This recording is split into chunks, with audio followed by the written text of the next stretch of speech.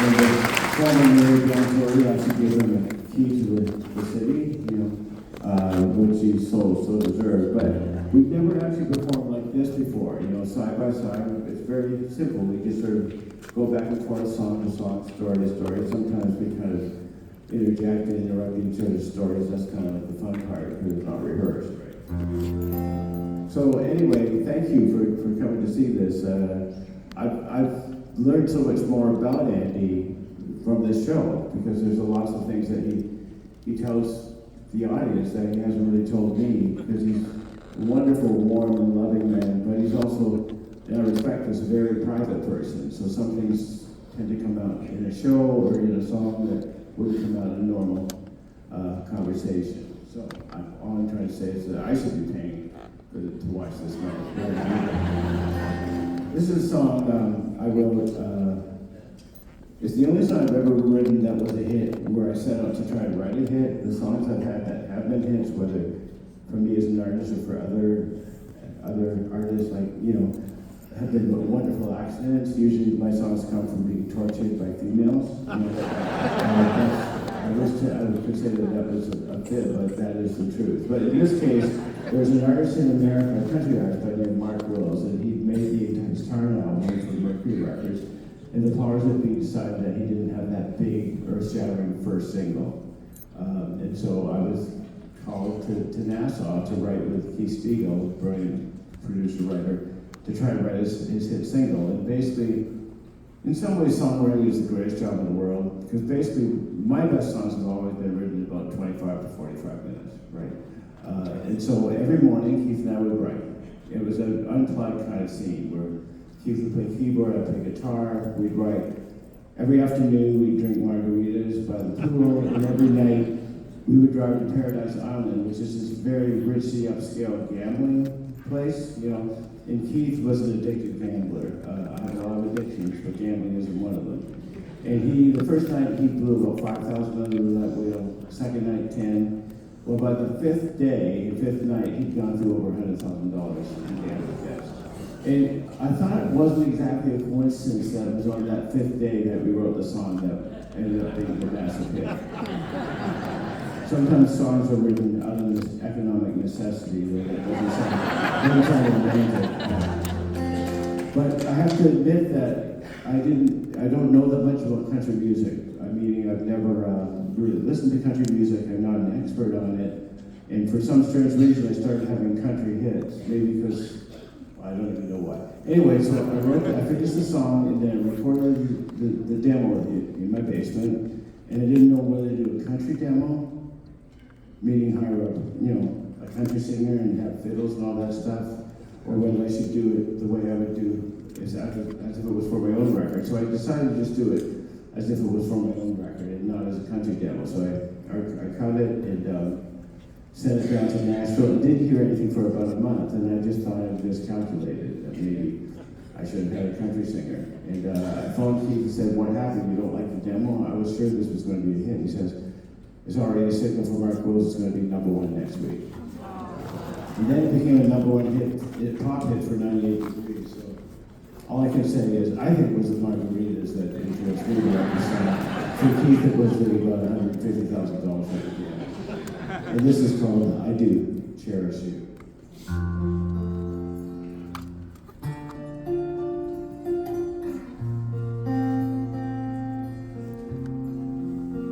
All I am. I'm just gonna move this because I'm afraid it's blocking. Can you guys see me okay? Yeah. Sorry. All I am, all of me, everything in this world, all that I'll ever need is in your eyes, shining at me. When you smile, I can feel all my passion unfolding. Your hand brushes mine, and 1,000 sensations seduce me, 'cause I do cherish you for the rest of my life. You don't have to think twice. I will love you still. From the depths of my soul, it's beyond my control.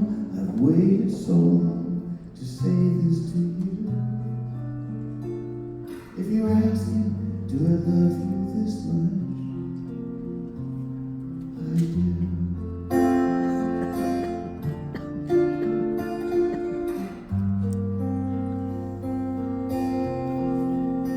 In my world, before you, lived outside my emotions, didn't know where I was going, till that day I found you. How you opened my life to a new paradise.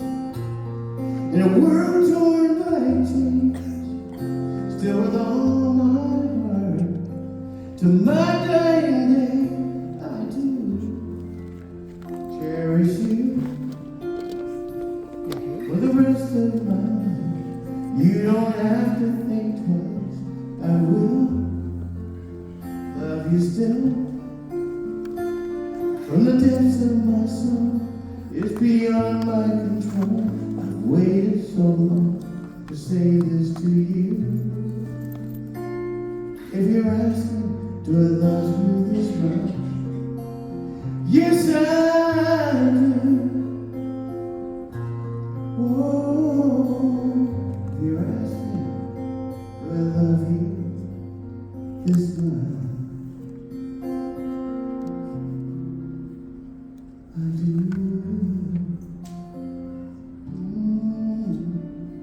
You know I do. Thank you.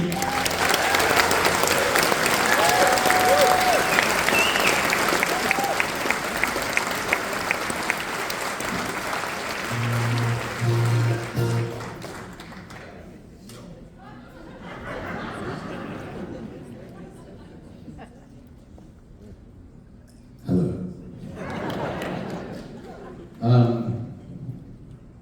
Thank you, Dan, for inviting me. It's been my pleasure. You're carrying me through these shows. No. I think the moment that you called and asked, and I said yes, and I think we talked a little bit about what we were going to do, like stories and songs and stuff. And basically, I didn't care what we were going to do. I just wanted to be around you. So, I think one of the things we needed to say is we didn't want to plan out too much what we were going to do because we wanted it to feel kind of spontaneous and not too, I don't know, rehearsed and, I don't know, a plastic, for lack of better words. We felt we wanted to keep it fresh. Is that a safe thing to say, Andy? no, I just wanted to be around you.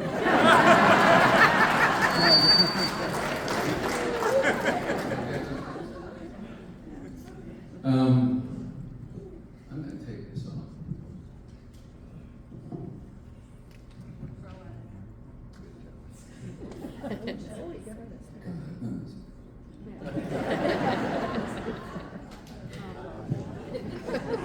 I'm taking a lot of time because, as Dan knows, I don't mind writing songs and singing songs, but kind of quiet in my life. So this is our fourth show together, and so I'll tell you a little bit about me. I was born the third of four brothers in Montreal, Canada, to immigrants from the mountains of Lebanon. We lived in the tenements. The alleyway was our friend. I was an altar boy, went to parochial school. But it took a transistor radio that I borrowed from my older brother to give me a dream. Because where I came from, my destiny was probably already planned and figured out. But the transistor radio gave me WKBW in Buffalo with Joey Reynolds and WABC in New York. He now has his name in Times Square as one of the greatest disc jockeys ever. It wasn't so much the songs that they played, but it's really what they talked about, the artists that were coming to town. They were going to play in town for the radio station. And all the girls were lined up for autographs. Well, now, that was my dream. And the truth is, I never played an instrument. I never sang. I was just hanging around with my friends in the alleyway, going to school. I loved doing homework, because I always wanted the teacher to, always wanted the teacher to see what I did in my work. But basically, I finally forced my parents to allow me to go to New York City for 3-4 days. I had second cousins that I had never met who lived in New Jersey, and it gave my parents a little bit of safety for me. My mother asked me to call her every day, 3-4 times a day, correct. I called, I think it was the third time in one day, and the operator says, "Oh, you're calling your mom again." Well, kind of embarrassed me, but I loved hearing her voice, and I loved the fact that I was in New York City. And I was lucky enough to have saved enough money to buy a $45 guitar. I tuned it, but it wasn't tuned to the correct tuning, but it didn't matter. I just believed in this dream so much that I went to the 9th floor of the Brill Building looking for someone that my brothers had 45s and they played them on their turntable, and they also had magazines, so I memorized the names of the songwriters and where they came from. So I walked into Lieber and Stoller's office. They wrote Hound Dog and Jailhouse Rock for Elvis. And I wanted to meet someone who had written The Do-Run-Run, Benny Kissed Me, and Be My Baby. And I was lucky enough to wait for 2.5 hours before he gave me a couple of minutes.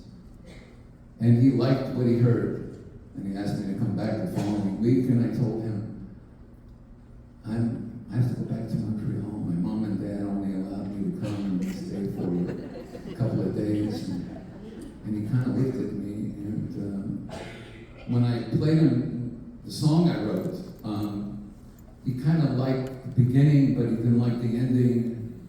And he said, well, find a way to get a hold of me. And I put my guitar back in the case, and he had told me that he needed to go to the studio. And I said probably the most important sentence in my life. I said, "Can I come with you? I've never been in the studio before." And I think he was taken back, because here I am. I'm kind of pretty tall for my age. But I had never done anything musically. But I had this dream, and this dream has brought me to you. So, I'm going to shut up now. And I'm going to sing the first video. Called How We Ever Get This Way.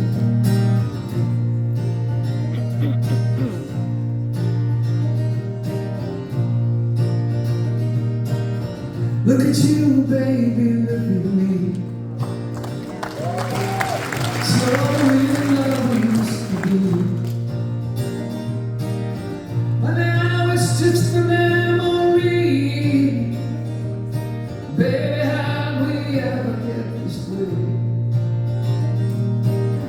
Baby, how we ever get this way?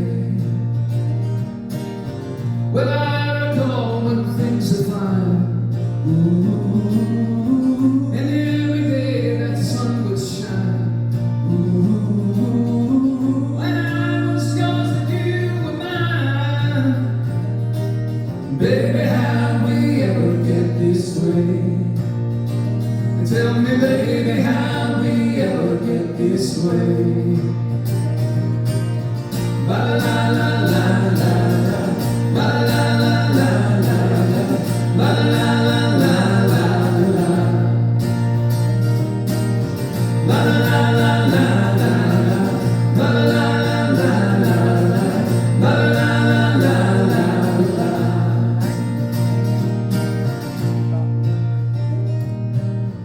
Remember how it used to was before the road ran out of love. Why does it feel the way it does? Baby, how we ever get this way? Baby, how we ever get this way?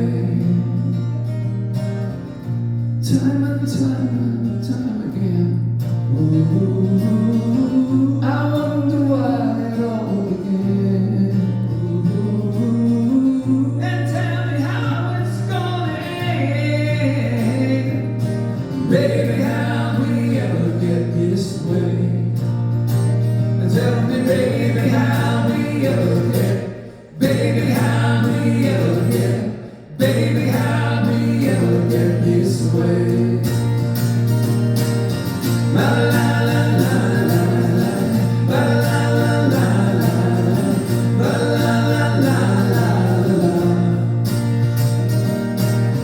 la la la la la, la la la la la, la la la la la.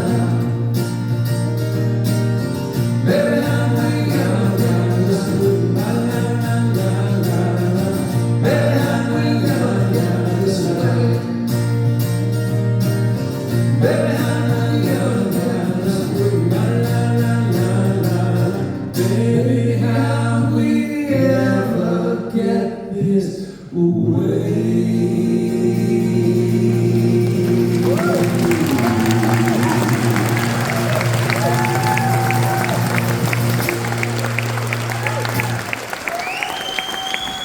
That song's been circling around in my head every night before I go to sleep, and it's waking me up every morning. The thing about Andy's, well, one of the many great things about Andy's songs is you just have to hear the chorus once, and it'll be there forever. I mean, that's a very, very hard thing to do, and it's something that can't be taught. It was just an innate gift that he was born with. So, I'm taking notes. When it comes to songwriting, I honestly don't believe there's a formal education you can take. But I'm a big fan of the informal education, so it's an education being done here. Okay, I'm going to go back a bit in time. My career has sort of been split in two. The first half was me, the artist, putting out my own songs. And then the second half was me writing songs for other artists. And most people don't know that because obviously if you hear sitting Beyonce one of my songs for Rod Stewart, you wouldn't necessarily know who wrote it. Or just know. But this is actually the first hit single I ever had. And it came out actually 49 years ago this month. I know you guys are considerably younger than myself, most of you are born. But what happened was I dropped out of school. I think like Andy, I really had a passion, for music, and I knew this was going to be my life. And again, like Andy, we kind of came of age in a world where this was not a normal career choice. Now it is a little bit more acceptable. You got shows like The Voice or The Mask, and the stars are a little bit easier to identify with. Like say someone like Taylor Swift, who's great, but still, girls can grow up thinking they could be Taylor Swift, whereas when you never thought you were going to be like the Beatles, right? There was something kind of exotic about the Stars, or Aretha Franklin, or the Supremes.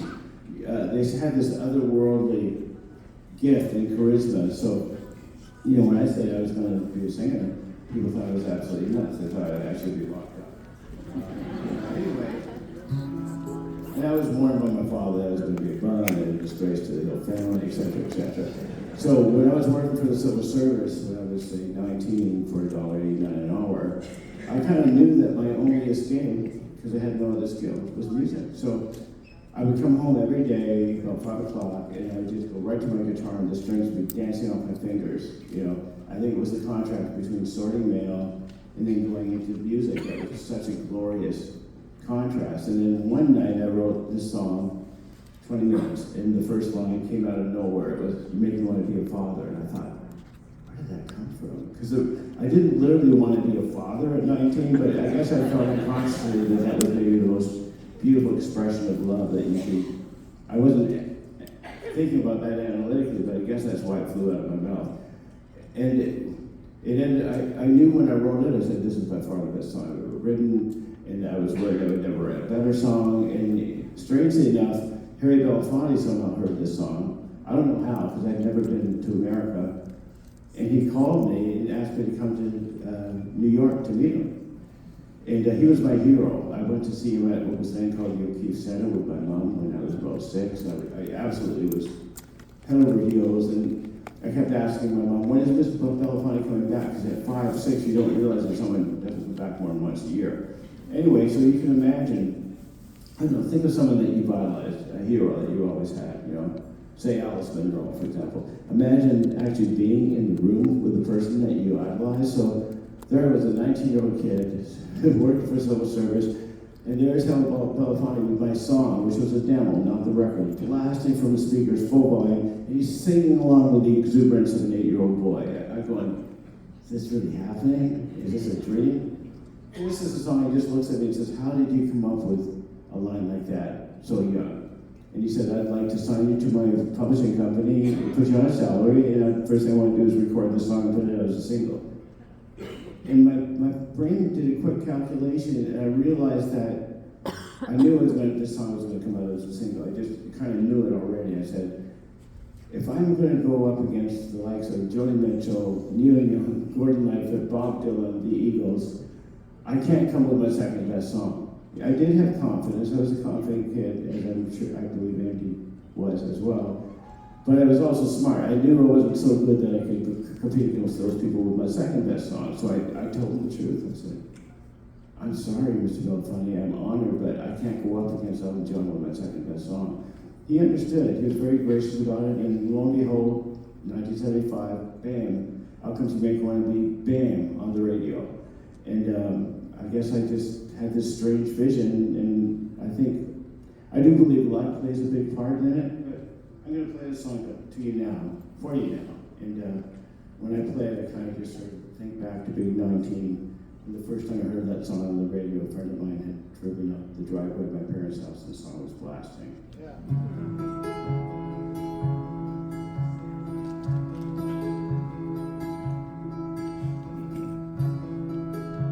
You make me wanna be a father, trade my wandering path of freedom for your soul.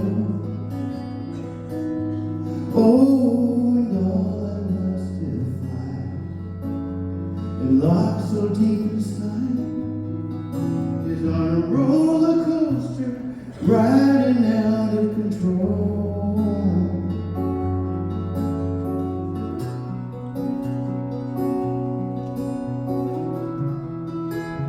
You make me wanna be a teacher, teach that love is all there is, and still there's more.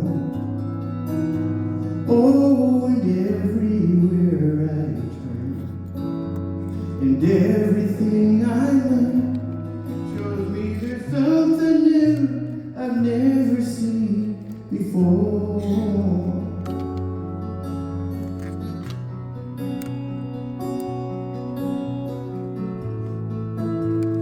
Words can only take a thought so far, And I've almost gone as far as I can go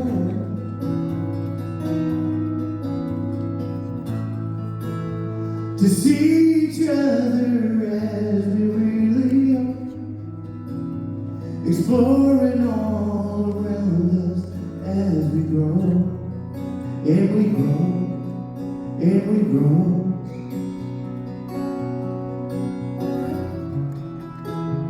You make me wanna be a writer, write this world a crazy love song for today. Let me glide upon your smile. It beams for miles and miles. Catch it down before it sails away.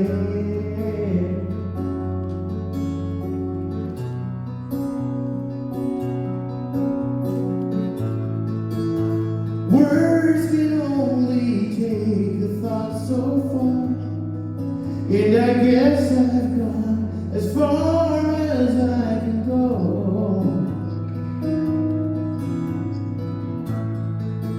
to see each other as we really are, exploring all around us as we grow, and we grow, and we grow.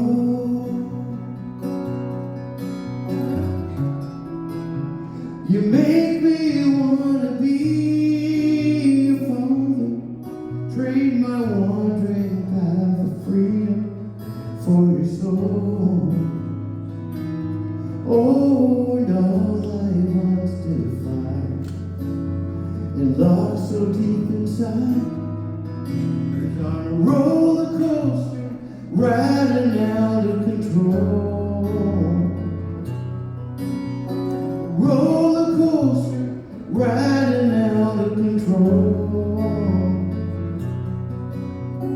Roller coaster, riding out of control.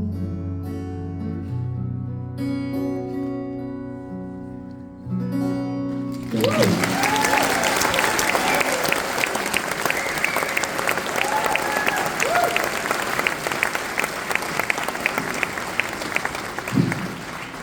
Feels beautiful. You know, I don't think your voice has changed since. I can tell you the same thing about you. When you're singing, I've said this before, but there's something, I've experienced this with Donna Summer and with, maybe Tina Turner, but when you hear someone you love on a record or on the radio, it's thrilling if you love the voice. But it's a different level of thrilling when you're side by side. So when Donna Summer was singing like 4 feet away from me, it was like the seventh wonder of the world, right? And it's the same with you. I mean, I've been listening to your records forever, and now you were the light in the summer of darkness. But to hear you sing close to me, it's like hearing you in 3 dimensions. And it's just absolutely thrilling for me, so thank you. I started out saying I love your voice, and it hasn't changed, period. No, really, you know, when I listen to you, and this is not a, you're going to say something about me, I'll say something about you. This is really kind of an incredible experience for me, because I've been nervous about doing this, and you've been doing it a while, because you play your own guitar, you play your keyboards, you do all the things that you do. But you know, I've loved you from the beginning, not because of your talent, but because of your humanity, and that's why I say yes to you.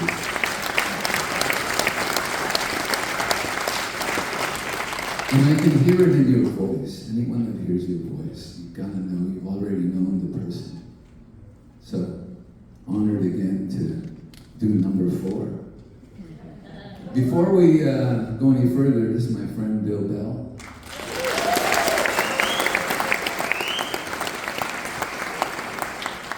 I needed someone in my life to make me look good.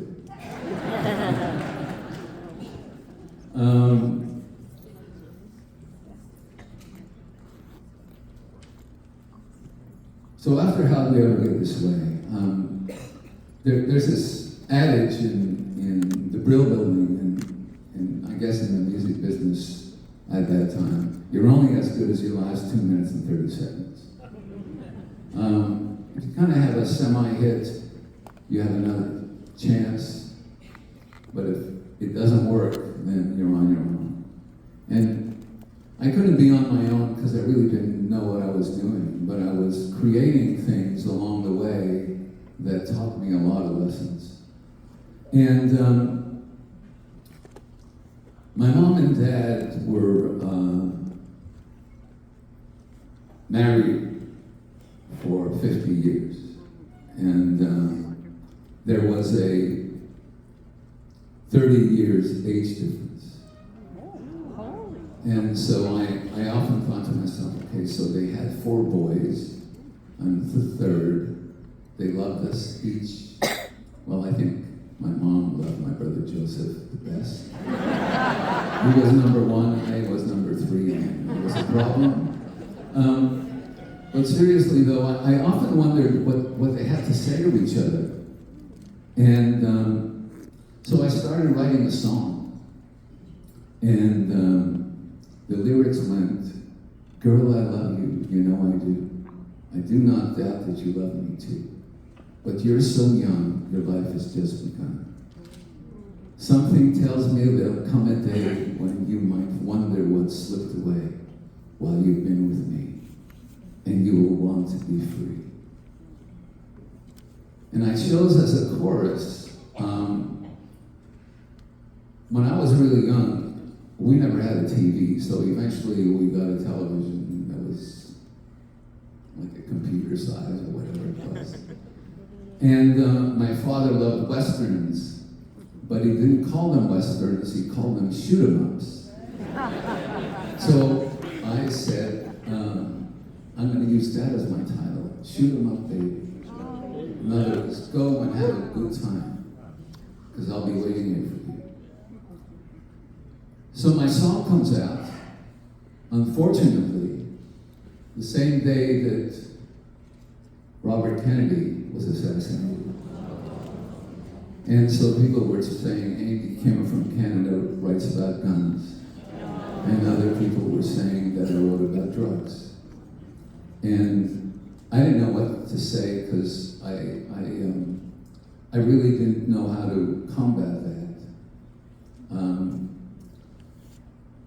And so the record came out, and it had some success, but not enough to give me another 2 minutes and 30 seconds, I thought. But because of the circumstances that were going on in the US, we're going to the moon, but there's also battles in the streets and Kent State problems and issues, and so I was kind of really stuck. But I still remember my mom and dad, even as I stand here. And so I'll sing you my song called Shoot 'em Up, Baby.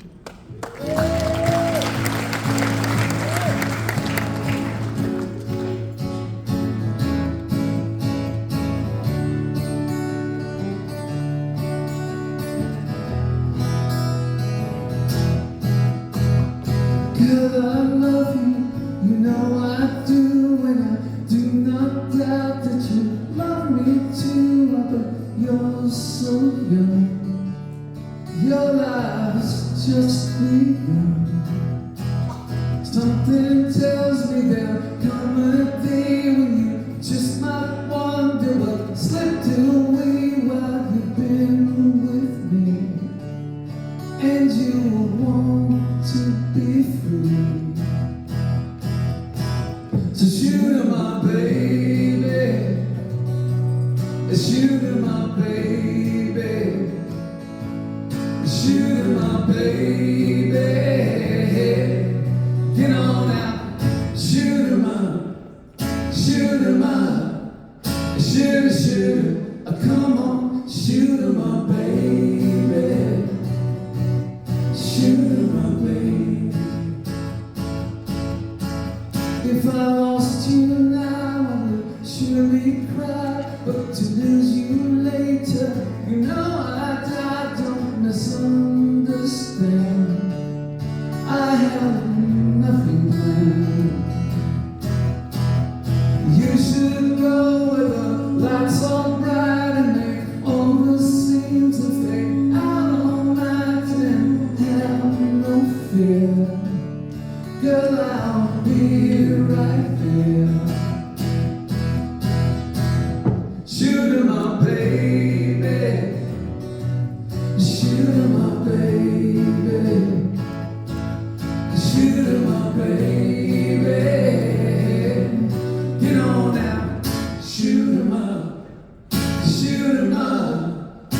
shoot her. Oh, come on, shoot her, my baby.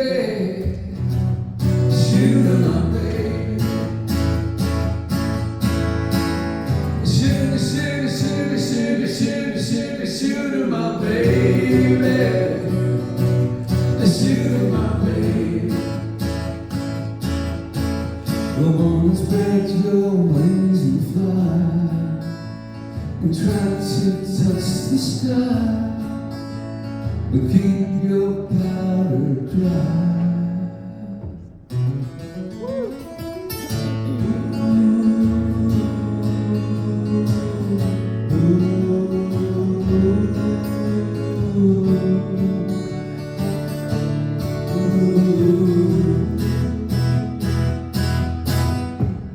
Shoot her, my baby.